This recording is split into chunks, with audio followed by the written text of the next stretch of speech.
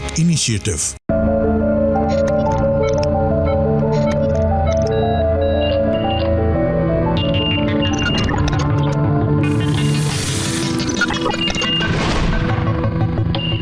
नमस्कार, माझा डॉक्टर कार्यक्रमात मी डॉक्टर महेश चिटणीस सर्व प्रेक्षकांचं मनपूर्वक स्वागत करतोय.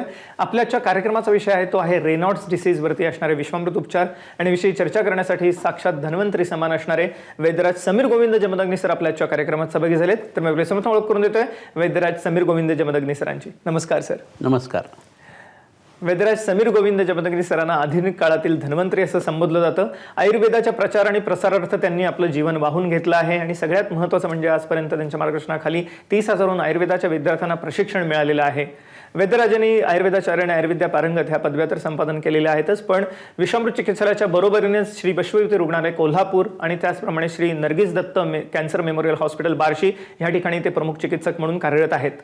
या कार्यक्रमाच्या अनुषंगाने मला सर्वच प्रेक्षकांना सांगायचं वाटतं की सर्वसामान्य लोकांपर्यंत आयुर्वेदाचा प्रचार आणि प्रसार व्हावा यासाठी वैद्यराजांच्या मार्गदर्शनाखाली गुरुवचन नावाचं यूट्यूब चॅनलही सुरू करण्यात आलेलं आहे, ज्याचा आपण जरूर लाभ घ्या. आणि याच अनुषंगाने कोणत्याही प्रकारचा असाध्य आजार असो, विश्वामृत चिकित्सालय एक आशेचा किरण आहे. विश्वामृत चिकित्सालय आता पुणे आणि मुंबई या दोन्ही ठिकाणी कार्यरत आहे आणि सगळ्यात महत्त्वाचं म्हणजे 25 तज्ञ डॉक्टरांची टीम या ठिकाणी सातत्याने कार्यरत असते त्वरित रुग्णांना उपचार मिळावेत यासाठी. आणि सर्वसामान्य लोकच नव्हे त्या अनुषंगाने मराठी आणि हिंदी चित्रपट सृष्टीतील नामवंत कलावंत या ठिकाणी ह्या उपचार पद्धतीचा लाभ घेण्यासाठी येत असतात. याचबरोबरीने विविध इतर क्षेत्रातील मान्यवर, साहित्यिक, क्रीडापटू, राजकारणी हेही या ठिकाणी ह्या उपचारांचा लाभ घेण्यासाठी येत असतात. आणि सर्वसामान्य लोकांपर्यंत वैद्यकीय ब्रीदवाक्य ठेवून विश्वामृत चिकित्सालय आज वैद्यराजांच्या मार्गदर्शनाखाली कार्यरत आहे.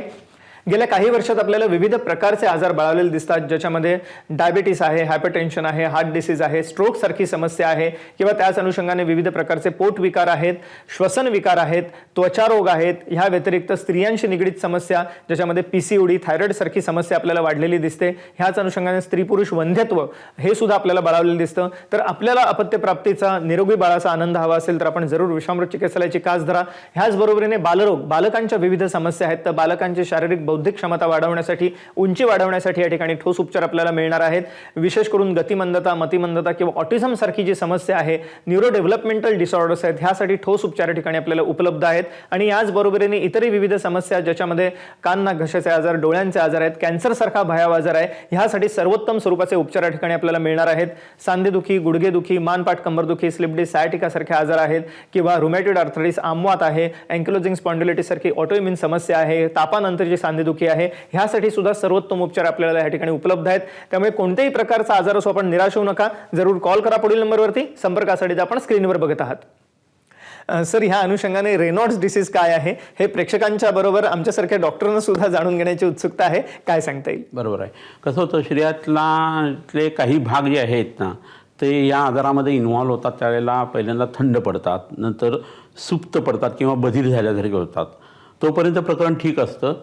थंडीला आपलं शरीर पटकन रिस्पॉन्ड करतं आणि त्याच्यामुळे रक्तवाहिन्या ज्या आहेत त्या संकुचित व्हायला लागतात. ह्या शुद्ध रक्तवाहिन्या असतात, म्हणजे रक्तपुरवठा त्या अवयवाचा जो आहे ना तो कमी होतो आणि इतकं संकोच तो जबरदस्त असतो काही वेळेला की त्याचा परिणाम म्हणून मग इश्चिमिया म्हणजे त्या अवयवाचा रक्तपुरवठा जो आहे तो कमी व्हायला लागतो. तर हे बोटांच्यापर्यंत ज्या वेळेला दुखणं असतं हातापायांच्या तोपर्यंत फारसं जाणवत नाही, स्पेशली हाताला वगैरे. पण कान, नाकाचा शेंडा, ओठ किंवा निपल्स वगैरे आहेत ना त्याच्यावरती जर ह्याचा परिणाम व्हायला लागला ना तर हेचं स्वरूप जे आहे ते आणखी भयावह वगैरे होतं. ह्याला प्रायमरी आणि सेकंडरी असे 2 रेनॉल्ड्सचे प्रकार केले जातात आधुनिक शास्त्राच्या हिशोबाने. पण आयुर्वेदाच्यानी याचा सरसकट विचार जो आहे तो करता येतो. ह्याच्यामध्ये थंडीमुळं लक्षणं वाढणं हे ज्यावेळेला घडतं त्यावेळेला त्याच्यात संप्राप्तीचा घटक जो असतो तो वात आणि कफ दोष असतो असं आपल्याला स्पष्टपणे दिसतं. आणि नंतर मग तो अवयव ज्यावेळेला खराब व्हायला लागतो त्यावेळेला तो काळा निळा जेव्हा पडतो त्यावेळेला मग त्याच्यात पित्ताचा सुद्धा आधिक्य जे आहे ते यायला लागतं. तर पहिला प्रकार असा आहे की हे प्रकरण स्त्रियांना जास्ती मोठ्या प्रमाणात आढळतं असं दिसतं. तर स्त्रियांच्या शरीरात स्तन्याशय आणि गर्भाशय हे जास्तीचं म्हणून सांगितलेलं आहे आणि आर्तम आग्नेयम शुक्रम तु सौम्यम असं म्हटलेलं आहे. तर पुरुषांच्यामध्ये थंडपणा आणि स्त्रियांच्यामध्ये गरमपणा जो आहे ना तो याच्यामध्ये खूप मोठ्या प्रमाणावरती आपल्याला बघावा लागतो आणि त्याचा विचार करायला लागतो. अर्थातच हे दुखणं जे आहे ते स्त्रियांना जास्ती होतं असं म्हटल्यानंतर चिकित्सेचं एक वेगळं दालन आपल्यासाठी उघडं होतं आणि ते म्हणजे रक्त, पित्त, रज आणि गर्भाशय आणि स्तन्याशय ह्याच्या हिशोबाने ज्या काही घटना आहेत ना त्या स्त्रियांच्या बाबतीत दुरुस्त करायला लागल्यानंतर हे रेनॉल्ड डिसीजचं प्रकरण जे आहे ते हळूहळू आटोक्यात येण्याची शक्यता असते. ह्याच्यात नो डाऊट अनुवंशिकतासुद्धा बऱ्याच वेळा आढळत असते आणि त्याला खूप मोठी डोकेदुखी ही रुग्णासाठी सुद्धा असते आणि वैद्यासाठी सुद्धा असते. परंतु महत्त्वाचा भाग ह्याच्यातला असा आहे की हे आजार जे असतात ते आयुर्वेदाच्या दृष्टिकोनातून याचं वर्गीकरण वेगळं असतं. ह्याची पॅथोफिजिओलॉजी किंवा संप्राप्ती वेगळी असते आणि त्या पद्धतीने मागं लागल्यानंतर हे आजार जेवढे वाटतात तेवढे भयावह नसतात. तर लोकांनी कोणताही आजार झाला ना तर पहिल्यांदा एका डॉक्टरचं मत, एका होमिओपॅथीच्या डॉक्टरचं मत आणि एका वैद्याचं मत हे घ्यायला पाहिजे. म्हणजे प्रत्येक शास्त्रातलं जे चांगलेपण आहे ते तुम्हाला मिळू शकतं. इंटरॅक्शन युजली औषधांची नसते. होमिओपॅथीत अर्क पद्धती वापरली जाते, मॉडर्न सायन्समध्ये मॉलिक्युल्स जास्त वापरले जातात आणि आयुर्वेदामध्ये क्रूड मेडिसिन्स असतात. म्हणजे तुम्ही जसं अन्न खाता तशी आयुर्वेदिक औषधं असतात. तर तुम्ही आयुर्वेदिक औषधं घेत असताना इतर पॅथीची औषधं चालत नाहीत असं होत नाही. कोणता होमिओपॅथिक डॉक्टर किंवा ॲलोपॅथिक डॉक्टर सांगत असेल तर त्याचा अभ्यास नसतो आयुर्वेदाचा म्हणून तो तसं सांगतो भीतीपोटी. पण वैद्याला तुम्ही भेटून त्याचं मत जर घेतलं तर एक वेगळं चिकित्सेचं दालन तुम्हाला उपलब्ध होऊ शकतं. तर ह्या आजाराच्या संदर्भात मी आत्ता जसं म्हटलं तसं वयोगट जर बघितला ना तर साधारण 11 ते 30 या वयोगटामध्ये प्रायमरी रेनॉल्ड जो आहे ना तो खूप मोठ्या प्रमाणात आढळतो आणि 40च्या पुढे जो आहे तो सेकंडरी जो प्रकरण आहे ते मोठ्या प्रमाणात आढळतं असं लक्षात येतं.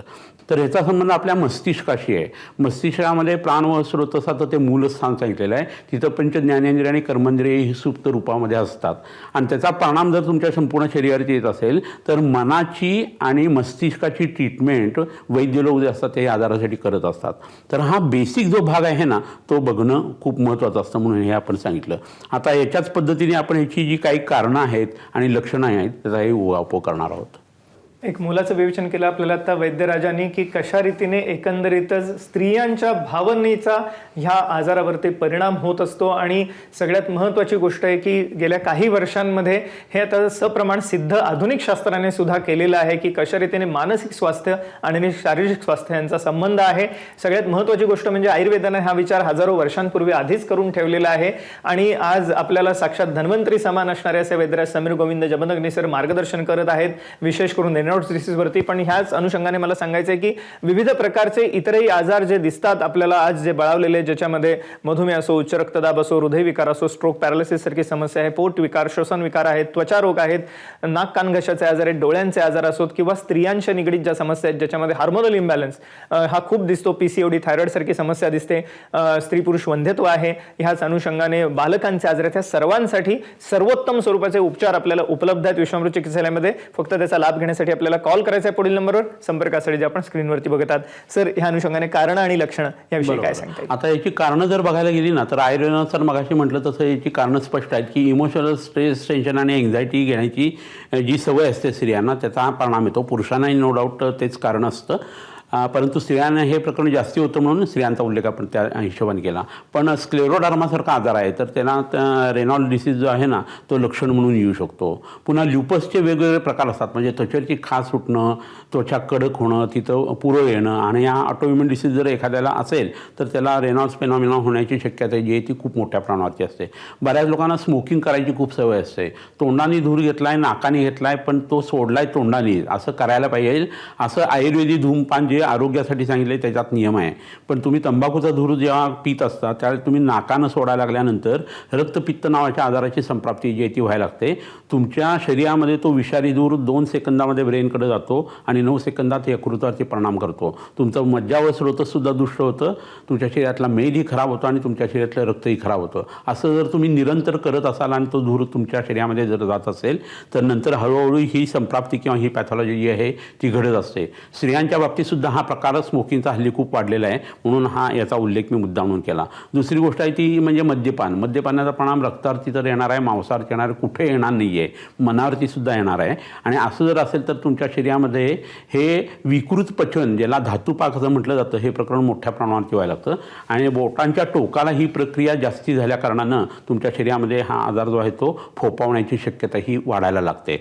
आणि म्हणून ह्या कारणांच्यापासून तुम्ही जपणं खूप गरजेचं आहे. ह्याच्याबरोबर जर मनाचं मी मगाशी कारण सांगितलं की उठसूट कोणत्याही गोष्टीला चिडचिड होणं, स्ट्रेस येणं किंवा उदास वाटणं, खाली मान घालून नुसतं बसणं, हे प्रकरण तुम्हाला वाटतं एवढं सोपं नसतं. त्याचा आपल्या शरीरातल्या आहार रसावरती परिणाम होत असतो, आपल्या इम्युनो सिस्टीमवरती परिणाम येत असतो आणि मग नंतर हे भयावह आजार जे आहेत ते उत्पन्न होत असतात.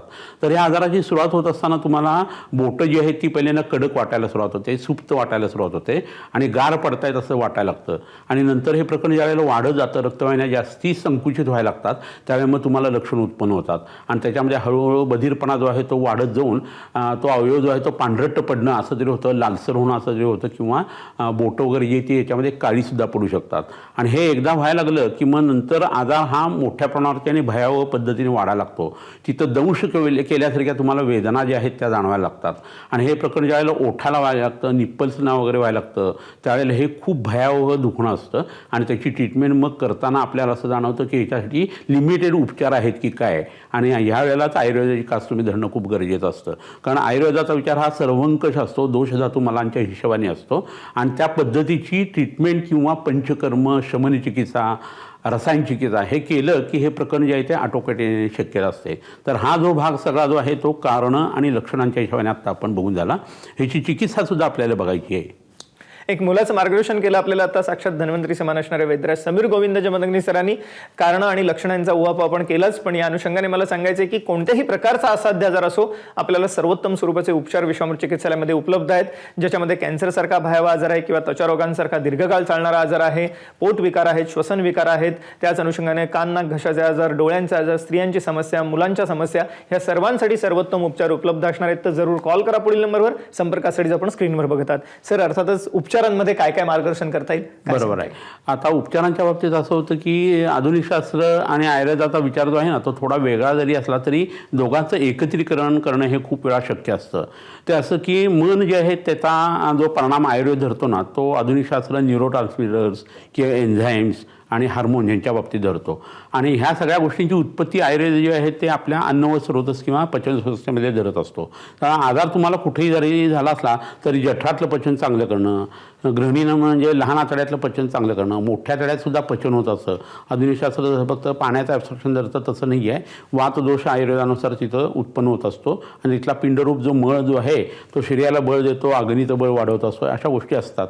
तर ह्या सगळ्या गोष्टी लक्षात घेऊन आम्ही महास्रोतसार किंवा पचन संस्थेवरती सुद्धा ॲट द सेम टाईम काम करत असतो. तर होतं असं की या व्यक्तींना ज्यावेळेला हा त्रास होतो त्यावेळी मनाचा संबंध सुधारण्यासाठी पोटाचा विचार करून झाल्यानंतर डोक्यावरती काही लेप देणं, पुन्हा शिरोपिचूर ठेवणं, पुन्हा शिरोधारा करणं, कर्णपुरण करणं, तर्पण करणं, नस्य करणं, अशा जर गोष्टी केल्या गेल्या तर प्राण व स्रोत जे आहे ते नॉर्मल व्हायला सुरुवात होते. आणि जो ऑटोनॉमस नर्वस सिस्टीमचा CNSचा वगैरे रिदम असायला पाहिजे शरीराशी जमलेला, तो उत्तम पद्धतीने पुन्हा रिएस्टॅब्लिश होतो. कारण प्राण व स्रोतस आणि अन्न व स्रोत जे आहे ना त्यांचं मूळ जे आहे त्या आयुर्वेदात एक सांगितलेलं आहे. म्हणजे ब्रेनचं आणि आपल्या आतड्याचं जे कनेक्शन आहे ते आधुनिक शास्त्राने जसं सांगितलेलं आहे त्या पद्धतीने आयुर्वेदाने सांगून ठेवलेलं आहे. आणि त्यामुळे अशा आजारांच्यामध्ये तुम्हाला या दोन्हीची ट्रीटमेंट करायला लागते. तर ह्या गोष्टी करायच्या. आणि त्याच्याबरोबरीनं काकीस्थान जे आहे जिथं शेंडी ठेवली जाते वरती त्या ठिकाणी जलोकाचारण करणं आणि तिथलं दूषित रक्त काढणं, अग्निकर्म जे आहे ते विविध पॉईंट्सना डोक्यावरती आणि पाठीच्या मणक्यांच्यावरती करणं, असं जर केलं तर ह्या आजारामध्ये खूप उत्तम पद्धतीने परिणाम आपल्या शरीरावरती येत असतो. आपल्या शरीरातली कोणतीही गोष्ट रिफॉर्म व्हायची असेल तर ऑक्सिजनची गरज खूप पडते आणि रक्त शुद्ध आणि चांगलं असणं गरजेचं आहे. त्यामुळे रक्ताचं प्रसारण करून तुम्ही प्राणायाम जर करायला लागलात तर ऑक्सिजनची लेवल तुमच्या रक्तातली वाढायला लागली आणि त्यावेळी जर तुम्ही पथ्याचं खाणं वैद्याने सांगितलं तसं करत असाल, तसं वागत असाल, थोडा त्याग करायला लागतो या गोष्टीचा, तर तुमचं शरीर जे आहे ते रिफॉर्म होण्याला सुरुवात होत असते. इथं एक वेगळी घटना आपण वापरत असतो चिकित्सेची आणि तो प्रकार म्हणजे वात, पित्त आणि कफ तिन्हीसाठीचे बस्ती आयुर्वेदामध्ये देऊन ठेवलेले आहेत. बस्ती म्हणजे एक प्रकारचा औषधाचा एनिमा आहे. तर सकाळच्या वेळेला कफग्न बस्ती, दुपारच्या वेळेला पित्तग्न बस्ती आणि संध्याकाळच्या वेळेला वातग्न बस्ती, असे आम्ही 3 वेळा बस्ती देतो एका दिवसामध्ये. खरं म्हणजे बस्ती हे प्रकरण संध्याकाळी करायचं आहे, वाताच्या काळात करायचं आहे. पण मात्रा बस्ती ज्यावेळेला तुम्ही देता तेव्हा त्याची क्वांटिटी कमी असते आणि ते निरापद आहे, त्याच्यासाठी फारसे नियम कडक नसतात. तर सकाळी कफ प्राकृत राहायला लागतो, दुपारी पित्त प्राकृत राहायला लागतं आणि संध्याकाळी वात प्राकृत राहतो. आणि या लोकांच्यामध्ये जबरदस्त चांगले परिणाम येतात असं लक्षात येतं. तर जे जे आजार मॅलिग्नंट म्हणजे समथिंग सिव्हिअर असे आहेत ते युजली सान्निपातिक असतात किंवा त्रिदोषज असतात आणि त्याच्यासाठी ही घटना जी आहे ना ती खूप उत्तम पद्धती आपण वापरू शकत असतो. वाताचा जो संकोच नावाचा गुण आहे तो या आजारामध्ये खूप वाढत असल्याकारणानं स्वतःचे सगळे उपक्रम आम्ही त्याच्यासाठी करत असतो. तर ह्याच्यासाठी काही हिरव्या ओल्या वनस्पती ज्या आहेत ना त्या आणि काही शुष्क द्रव्य किंवा औषधं ही सुद्धा उपयोगी पडतात. त्याची आपण थोडक्यात माहिती बघूया. आपण जाणून घेतलं आता वैद्यराजांकडनं विविध प्रकारच्या उपचारांविषयी, आणि मला आवर्जून सांगायचं आहे की कोणत्याही स्वरूपाचा असाध्य आजार असो, मग त्याच्यामध्ये पोटविकार, ॲसिडिटी, आम्लपित्त, बद्धकोष्ठता आहे, मूळव्याध भगंदर सारखे आजार आहेत, किंवा लिव्हरचे आजार म्हणजेच लिव्हर सिरोसिस किंवा फॅटी लिव्हर सारखी समस्या आहे, कोलायटिस सारखी समस्या आहे, किडनी फेल्युअर सारखी समस्या असो, याच अनुषंगाने मधुमेह, उच्च रक्तदाब, हृदयविकार किंवा स्ट्रोक, पॅरालिसिस सारखी समस्या असो, कान नाक घशाचे आजार आहेत, डोळ्यांचे आजार आहेत, त्वचा रोग आहेत, स्त्रियांशी निगडीत समस्या आहेत, पीसीओडी, थायरॉइड सारखे हार्मोनल इम्बॅलन्स असो, किंवा त्याच अनुषंगाने स्त्री पुरुष वंध्यत्व आहे, मुलांसाठी सर्वोत्तम स्वरूपाचे उपचार या ठिकाणी उपलब्ध आहेत. विशेष करून उंची वाढवण्यासाठी एक विशेष उपक्रम हा विश्वामृत चिकित्सालयामध्ये केला जातो. तर कोणत्याही प्रकारचा असाध्य आजार असो आपण जरूर कॉल करा पुढील नंबरवर. संपर्कासाठी जे पण स्क्रीनवरती बघतात. सर, अर्थातच ओल्या वनस्पतींविषयी आपण मार्गदर्शन करत आहात, काय सांगता येईल? काही ओल्या वनस्पती आहेत, त्यापैकी 2 इथं आधी पहिल्यांदा तुम्हाला दाखवतो. ही पहिली जी वनस्पती समोरची दिसतीये ही सारिवा, अनंतमूळ सारिवा नावाची वनस्पती आहे. कृष्ण सारिवा नावाची मोठी वनस्पती बरेच जण वैद्य वापरतात. ही ओरिजिनल सारसापरीला जी म्हणतात ना ती वनस्पती आहे. आणि त्याच्या मागचं हे जे झाड दिसतंय तुम्हाला ते अडुळशाचं झाड आहे, वासा ज्याला म्हणतात तो. तर हे दोन्ही वनस्पती ज्या आहेत त्या रक्ताला अतिशय उत्कृष्ट उपयोगी पडणाऱ्या अशा वनस्पती आहेत.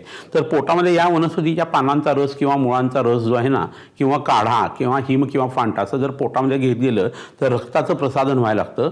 सौमनस्य जनन असं काम जे आहे ते ह्या अनंतमूळ सारिवामुळे होतं. ह्याला एक मंद सुगंध असतो आणि पित्ताचा विसर्गुंध कमी येतो. रक्तदाब सुद्धा ही वनस्पती कमी करते. फुफ्फुसाचं आरोग्य जे आहे ते या वनस्पतीच्या साहाय्याने म्हणजे अडुळशाच्या साहाय्याने सुधारत असतं. तर या दोन्ही वनस्पतींचा रस आम्ही पोटामध्ये देत असतो या आजारासाठी, स्पेशली रेनॉल्ड्स आजारासाठी. आणि त्याच्याबरोबर पोटातली औषधं आम्ही जी आहेत इतर ती देत असतो. तर त्याच्यामुळे तुमच्या शरीराचं प्रत्येक पेशी जी आहे ती हळूहळू जेव्हा रिफॉर्म होत असते त्यावेळेस त्यातला पित्ताचं आधिक्य कमी येतं. पित्त आणि रक्त हे यांचं साहचर्य असल्याने शरीरातला मज्जाधातू उत्तम पद्धतीने तयार व्हायला लागतो. आणि तो उत्तम पद्धतीने तयार व्हायला लागला की मनाचे जे इम्पल्स आहेत किंवा आपल्या नर्वस सिस्टीमचे जे इम्पल्स आहेत ते उत्तम पद्धतीने सुधारले जातात. आणि मग थंडीला आणि उष्णतेला शरीर जे पटकन एकदम रिस्पॉन्ड करतं ती प्रक्रिया खूप चांगल्या पद्धतीने कंट्रोल करता येते. दुसऱ्या काही वनस्पती आहेत त्याच्यामध्ये ही एक वनस्पती तुम्हाला सगळ्यांना माहीत असलेली आहे आणि ती म्हणजे लसणाचं झाड आहे. आता हे लसूण कशासाठी इथं आणला तर काही लोकांना बिब्बा मानवत नाही आणि काही लोकांना लसूण मानवतो. तर बिब्बा ज्यांना मानवतो त्यांना या लसणाच्या ज्या पाकळ्या असतात त्या दुधामध्ये उकळून त्या पोटामध्ये सकाळी संध्याकाळी रसोनक क्षीरपाक नावाची गोष्ट आहे ती घ्यायची असते. या आजारामध्ये पित्ताचं आधिक्य बऱ्याच वेळेला असतं, परंतु पहिल्या अवस्थेमध्ये जेव्हा बधीरपणा आणि थंडपणा आहे त्यावेळेला लसूण आणि बिब्बा खूप उपयोगी पडतो. तर रसोनक क्षीरपाक किंवा बिब्ब्याचा क्षीरपाक पोटामध्ये देऊन पहिल्यांदा रक्तवाहिन्यांच्या घटना दुरुस्त करायच्या, नंतर मग रक्तपाचक, मेदोपाचक अशी औषधे देऊन यकृताचं काम सुधारायचं आणि नंतर विरेचन आणि रक्तमोक्षण जर केलं गेलं आणि त्याच्याबरोबर शिरोधारा केली गेली तर ह्या आजारासाठी अप्रतिम फायदा होतो. आणखीन एक खूप महत्त्वाची वनस्पती मला इथं तुम्हाला दाखवायची आहे आणि ती सगळ्यांनी तुम्ही बघितलेली अशीच आहे आणि ते म्हणजे हे डोंगरी आवळे तुम्हाला दिसत असतील पहा. तर हे डोंगरी आवळे जे आहेत हे कशासाठी वापरायचे तर च्यवनप्रसासाठी आपण नेहमी वापरतो आणि लोक हे मिठाबरोबरती खातात. तर ह्या द्रव्याचा तो अपमान आहे. तुम्ही हे खडी साखरेवरती किंवा मधावरती जर खाल्लं तर शरीरातलं पित्त नष्ट होतं, तरुण पण टिकून राहतं, रिंकल्स वगैरे नष्ट होतात, मन जे आहे ते प्रसन्न राहतं, पोट साफ व्हायला लागतं, विरेचन झाल्या कारणानं तुमच्या शरीरातलं रक्त, मेद, मांस हे सगळं नॉर्मल व्हायला लागतात आणि ह्या आजारामध्ये नवीन टिश्यू फॉर्मेशन जे आहे ना ते खूप चांगल्या पद्धतीने एनहान्स करता येतं. तर ह्या काही वनस्पती जी आहेत की ज्या आपण आपल्या ट्रीटमेंटमध्ये नेहमी वापरत असतो आणि त्याचा फायदा रुग्णांना अप्रतिम होत असं दिसतं. आपण आता जाणून घेतलं विविध प्रकारच्या ओल्या वनस्पती कशा रीतीने आजारावरती काम करतात वैद्यराज समीर गोविंद जमदग्नी सरांकडनं. आणि मला आवर्जून सांगायचं वाटतं की इको मेडिसिन बरोबरीनेच विविध प्रकारची पंचकर्म आहेत किंवा विविध प्रकारची औषध प्रणाली आहेत, अग्निकर्मासारखे विशेष उपक्रम आहेत, हे सर्व उपचार आपल्याला एकत्रितपणे एका छताखाली विश्वामृत चिकित्सालयामध्ये मिळणार आहेत. त्यामुळे कोणत्याही स्वरूपाचा असाध्य आजार असो, ज्याच्यामध्ये पोट विकार आहेत, श्वसन विकार आहेत, नाक कान घशाचे आजार आहेत, डोळ्यांचे आजार आहेत, ह्याच अनुषंगाने विशेष करून लिव्हर सिरोसिस किंवा पॅनक्रेटायटिस सारखा आजार, कोलायटिस सारखा आजार आहे, किडनी फेल्युअर सारखी समस्या आहे, विशेष करून डायबिटीस म्हणजेच मधुमेहामध्ये आपल्याला डायबेटिक न्यूरोपॅथी सारखी समस्या दिसते, डायबेटिक फूड सारखी कॉम्प्लिकेशन दिसतात किंवा याच अनुषंगाने हृदयविकार, उच्च रक्तदाब, स्ट्रोक सारखी समस्या आहे. आणि मुलांच्या आजारांसाठी विशेष उपचार या ठिकाणी आहेतच, पण उंची वाढवण्यासाठी विशेष उपक्रम या ठिकाणी असणार आहे. हार्मोनल इम्बॅलन्ससाठी कोणतेही ठोस उपचार आपल्याला दिसत नाहीत आज, खास करून आधुनिक शास्त्रात. थायरॉइड सारखी समस्या आपल्याला वाढताना दिसते किंवा स्त्रियांमध्ये PCOD सारखी समस्या आहे, विविध प्रकारच्या कॅन्सरचं प्रमाण बळावत आहे, तर विशेष करून कॅन्सरवरती नवीन संशोधनपूर्ण उपचार आपल्याला आज विश्रामृत चिकित्सालयामध्ये उपलब्ध आहेत. त्यामुळे कोणत्याही प्रकारचा आजार असो आपण निराश होऊ नका, जरूर कॉल करा पुढील नंबरवरती. संपर्कासाठी जो आपण स्क्रीनवरती बघत आहात. वैद्यराज, आपण आजच्या कार्यक्रमात सहभागी झालात आणि अमूल्य मार्गदर्शन प्रश्न केलं त्याबद्दल मनपूर्वक आभार. धन्यवाद. नमस्कार.